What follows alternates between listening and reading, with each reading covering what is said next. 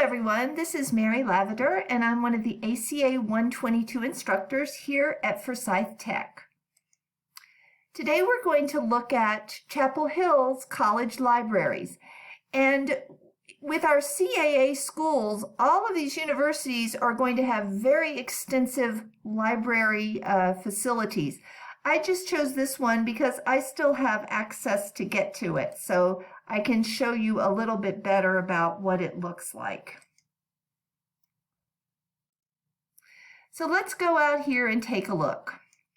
This is Chapel Hill's University Libraries.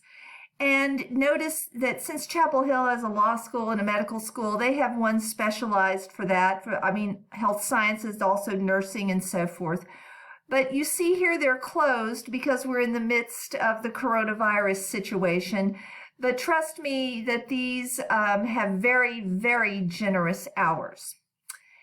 So you can obviously get books, films, all kinds of things. You can also have them find a book for you, have the librarians find a book for you, or an article to a database that they don't subscribe to. So if you think here at Forsyth Tech, we have NC Live and we have JSTOR, which are big databases where you can get scholarly articles, peer-reviewed articles, and they appear in specialized journals that you really can't go out and buy, but you access them through these large databases. You also can reserve a place to study. And I'm just going to give an example here. Let me go out to e-journals. These are just various tools, and depending on the discipline that you are studying, one works better than the other, I guess is the easiest way to say it.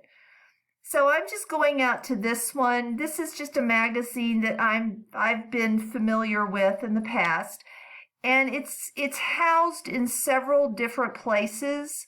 So I can just go out here and check here.